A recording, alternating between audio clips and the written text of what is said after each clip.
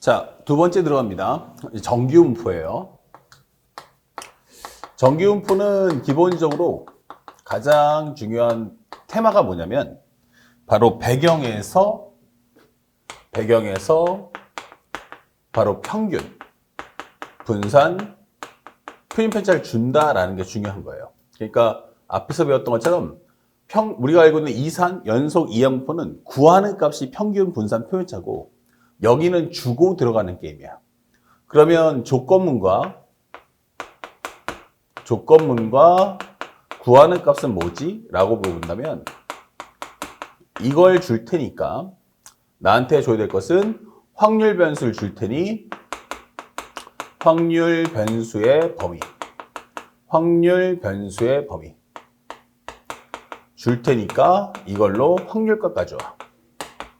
요게 가장 주된 목적이에요.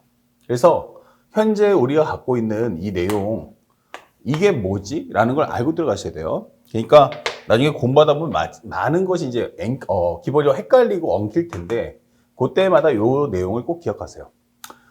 이걸 주고 들어가는 게임이냐 아니면 이걸 구하려고 하는 거냐. 평균, 분산, 표준차를 구하려고 한다면 이건 이산, 연속, 이항분포고 이걸 줄 테니까 평균, 분산, 표준차 줄 테니까 그거 가지고 확률값 구하자 라고 하는 게 정규분포 이렇게 생각하시면 됩니다. 그래서 시험 문제 나올 때 보면은 문제 구성이 어떻게 되어 있냐면 이렇게 그 다음에 설명해 준 내용은 오른쪽에 표가 있어요. 이렇게 여기에 표가 있다. 그리고 상대방이 뭐뭐입니다 설명이 될 거야. 그럼 이 내용이 바로 뭐냐면 배경의 첫 번째 우리가 제시할 수 있는 건 뭐냐? 라고 물어본다면 바로 배경에서 너에게 평균값, 평균이 뭐고 평균 m이고 표준 편차가 시그마다라는 언급을 할 거예요.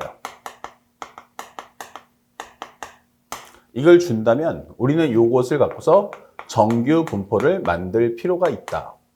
이렇게.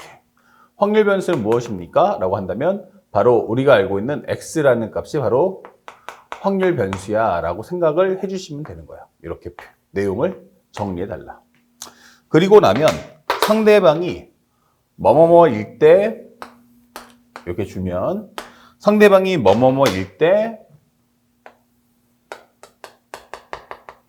무엇을 구하시오 이렇게 될 거예요. 그러면 여기에 바로 누가 오냐면 조건문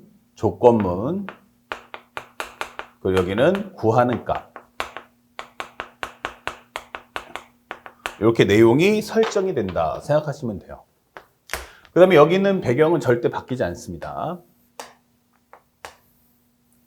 자, 이때 우리가 기억해야 될 건 딱 두 가지인데 만약에 여기 위에 있는 과정에서 미정계수가 있어요 없어요가 달라져요. 만약에 미정계수가 없다.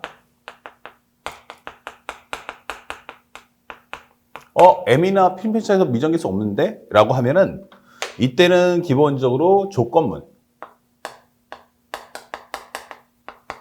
이것은 확률 변수의 범위를 준다. 확률 변수의 범위. 그러면 구하는 값이 뭐지? 라고 하는 건데 이때는 구하는 값은 바로 확률값 이게 되는 거예요. 이 정규분포 표가 나타내고자 하는 건 결국 확률값을 주겠다는 거죠. 그렇기 때문에 상대방이 나한테 이런 언급을 하겠구나라는 걸 알고 계셔야 됩니다. 아시겠죠? 그래서 요 과정, 요거 정확하게 기억하시고 만약에 그러면 미정계수가 있으면 어떻게 할 거야? 이게 되는 거예요. 미정계수가 있다면 이게 되는 거죠. 그렇죠? 살짝 좀 올려볼게. 만약에 미정계수가 있다면 어떻게 할 거야? 이게 되는 거야. 두 번째는 이제 미정계수가 발생한다면. 자, 이럴 때도 이제 기본적인 내용은 두 가지 갈라져요. 첫 번째는 미정계수의 개수가 한 개냐? 미정계수가 한 개야? 라고 물어봅니다. 그렇죠? 예, 이럴 때는 상대방이 나한테 낼 수 있는 건 조건문의에서 낼 수 있는 포인트 바로 뭐냐면 확률 변수의 범위, 확률 변수의 범위, 그거와 그 다음에 and 확률 값을 동시에 주겠다. 그러면 그렇다니까 이걸 가지고서 구하는 값은 역시 뭐가 된다? 미정계수를 구해라. 이게 되는 거야. 미정계수를 구하시오. 이게 되는 거죠. 미정계수 구하시오. 자, 이렇게 출제할 수 있어요. 여러 가지 방법이 다양하겠지만 가장 대표적인 것을 설명해 주는 거고요. 그 다음에 만약에 미정계수가 2개가 뜨면 어떡할 거야? 이게 되는 거예요. 나는 미정계수가 2개인데 라고 언급을 했어. 미정계수가 2개야.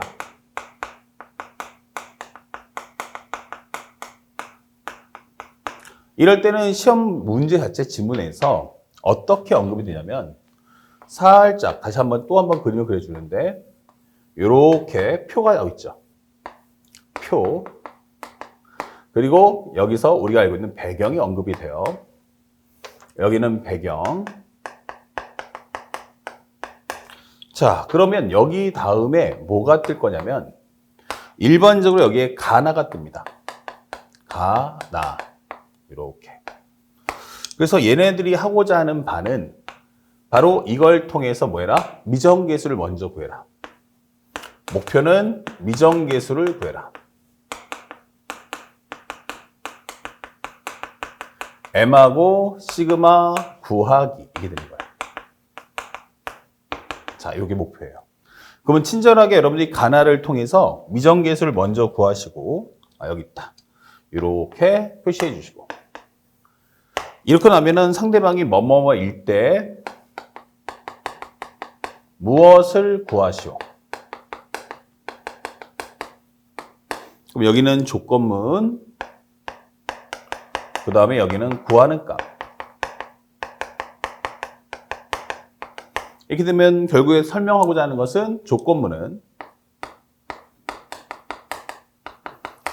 현재 우리가 알고 있는 확률 변수의 범위.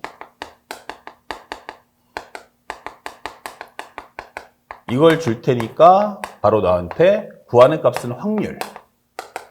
이 구하는 값이 바로 확률 이렇게 되는 거예요. 이거 구해와 라고 설명하는 과정이 되겠습니다. 자, 그래서 특히나 이렇게 확률 변수의 범위하고 확률 값을 주는 이 모든 컨셉은 이렇게 시험이 나오면 항상 목표는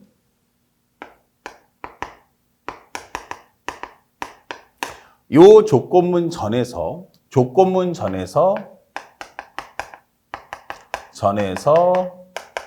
미정계수를 먼저 구한다. 미정계수 먼저 구하기 라는 것을 언급한다는 사실을 꼭 기억해 주시기 바랍니다. 그래서 이렇게 테마가 나오면 결국에는 이 문제는 포인트는 딱 하나예요. 그러니까 우리가 알고 있는 정기분포를 뭐로 해라? 균정기분포로 바꿔서 저 표를 이용해서 문제를 풀겠다라는 메시지라는 걸 절대로 잊지 않고 공부하시면 됩니다. 자, 그래서 요거에 관련된 문제를 한번 또 볼 텐데 올해는 시험 문제가 매우 쉽게 나오기 때문에 기존에 있던 기출문제를 한두 번씩만 더 풀어보시면 참 도움이 많이 될 거다 이렇게 생각할 수 있어요. 현재 문제 보다시피 첫 번째는 시험 점수는 평균이 68, 필면차가 10이에요. 그럼 여기다가 68, 필면차는 10. 확률 변수는 X. 이게 뭐에 관한 평균이야? 하면은 점수에 관한 내용이야. 이렇게 설명되는 거죠. 그랬더니 수험생 한 명의 시험 점수가 나왔어요. 아, 시험 점수가 X가 55점 이상 그리고 여기는 78점 이하일 확률을 구해줘. 이렇게 되는 거죠. 그래서 이 확률을 구하는데 이 표를 이용해서 풀라는 얘기야. 그럼 이 표를 이용하려면 확률 변수 전부 다 Z로 바뀌어야 됩니다. 자, 그래서 이 내용을 한번 정리해보면 이 정기분포를 표준 정기분포로 바꿔주세요. 그러면 Z라는 것은 10분의 X-68. 그럼 PZ라는 것을 치환하는 과정입니다. 78 넣어주시면은 위에서 빼버리면 10, 약분하면 1이다 정리하실 수 있고 55를 넣으시면 얼마 나온다? 마이너스 13. 이 50을 나눠준다면 마이너스 1.3이야 이게 되는 거죠. 그래서 그 다음에 우리가 알고 있는 표준 정기분포 그래프를 그리시고 여기가 0, 여기는 마이너스 1.3, 그 다음에 여기가 1이다 생각해서 요 값을 구해주시면 되는 거야. 좌우 대칭되기 때문에 여기가 경계선의 값인데 1일 때 값이 얼마냐? 0.3414. 좌우 대칭이니까 마이너스 1.3하고 플러스 1.3 같아요. 그럼 얘하고 얘를 더해줘. 그러면 여기는 0.3413이고 여기는 0.403이다. 그래서 이 값을 더해준다면 끝자리는 3 더하기 2인 5, 그 다음에 1 더하기 3은 4, 4 더하기 0은 4, 그 다음에 앞자리 더하면 7. 그래서 정답은 0.7445라는 정답을 찾아주시면 되는 겁니다. 그래서 0.7445에 해당하는 정답 몇 번이다? 바로 2번. 이렇게 손쉽게 풀어주시면 올해 통계 문제는 어려운 문제가 나올 수가 없다. 그러니까 통계는 거의 점수를 퍼준다라고 생각하시고 공부하시기 바랍니다. 아시겠죠? 자, 이제 마지막 추정 검증에 대한 정리 해드리도록 하겠습니다.